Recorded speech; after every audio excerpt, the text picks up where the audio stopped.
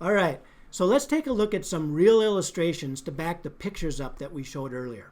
All right, so term insurance. I said that you could pay around $2,800 a year into your term insurance contract for $2 million of death benefit, and that premium will stay level, as you'll see on this chart, for 20 years. Once you get to the 21st year, what do you think that the premium is going to do?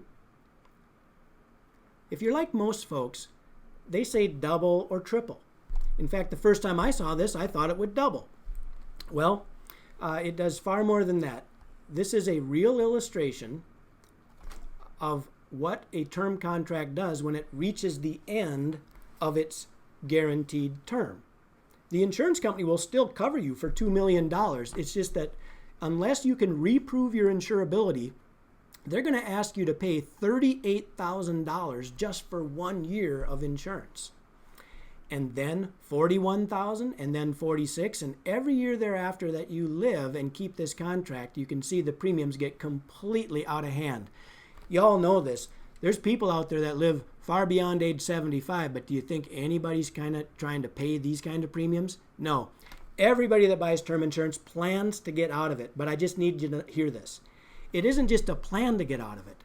You are forced out of it. You cannot keep this. The only people that would keep a $2 million contract when they're 61 years old, paying $38,000 and $41,000, are people that have been given very bad news by a doctor or a hospital, right? So that's how term insurance works. Goes along with the picture. You can see that it goes up very dramatically. We're going to cover a segment soon that's going to talk about what is the actual cost of this term insurance when you're paying $28.60 a year, all right? The next one is about what I call Johnny Normal. So this story was my Johnny Normal story. Johnny goes out and says, man, this term insurance gets crazy expensive. I don't want to be in that situation. So Johnny says, can you show me a normal contract? So the agent says, sure, let me show you what a permanent contract looks like, what whole life looks like. So Johnny Normal goes in, looks at this illustration. He sees a $25,000 premium on the far left. Sees that as he ages and gets into his 70s, the premium does nothing but stay the same, just like the picture that I showed you earlier. And if you look way over on the right side, the death benefit stays basically the same. $2 million ends up at about $2.3 million. And a cash surrender value grows in this contract. Now, if you look and focus on the first 2 years of this contract, you can see that when you put $25,000 of premium in, how much cash is in your account? That's right, nothing. And if you did this the second year, you put another $25,000 in, how much cash is in your account? Yep, $2,300. Now, from this point forward, the contract gets quite a bit better. But I just want to ask you a question about the normal life insurance policy that's purchased. If this were what you purchased and you were trying to describe to your spouse that you just put $50,000 into a savings account that has $2,800 or $2,300 of cash value, do you think that would be a great conversation? I don't think so. So the point of this is that we wanted you to see how you structure life insurance, not for the benefit of the insurance company, but for the benefit of you as a banker. We've been beginning to build this idea of how do you use the advantages of this contract to be able to use it and use it for any purpose and still create an exit strategy in your future. So let's take a look at this. This $2,300, yes, it does start growing better in its future, and all this money is growing without 1099s.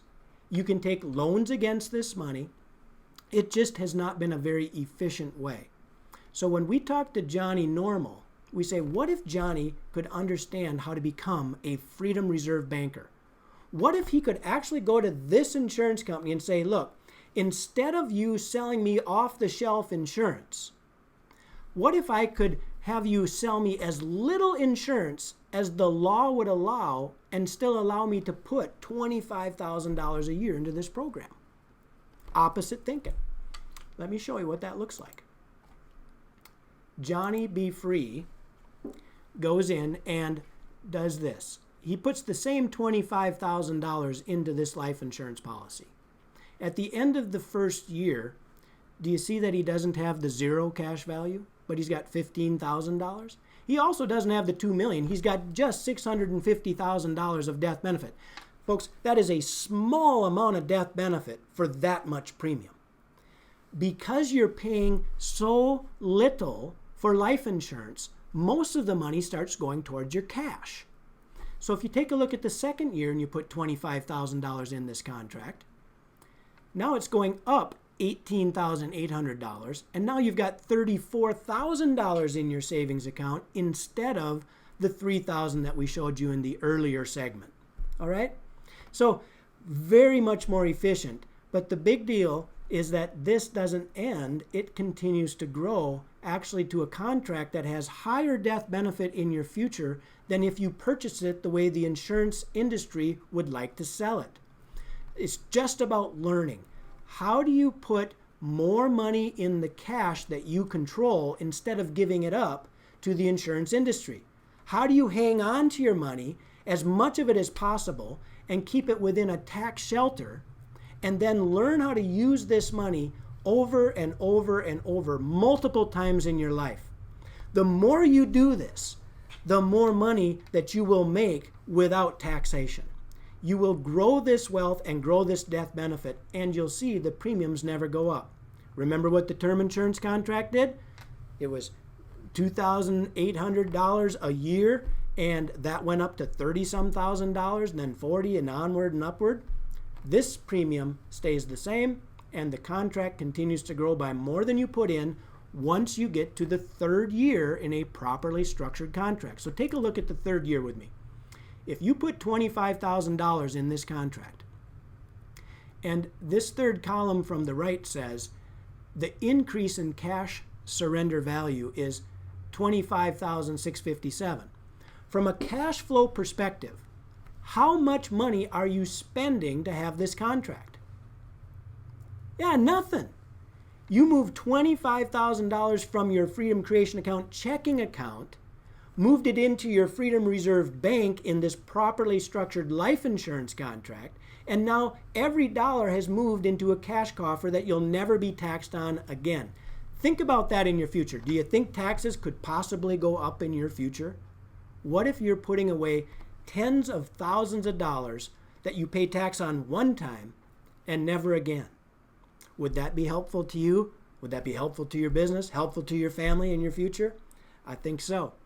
All right, in our next segment, I want to show you what properly structured permanent life insurance looks like.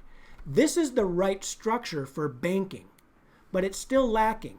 It's lacking in one area, and I'm going to expose that in our next segment. Thanks for listening.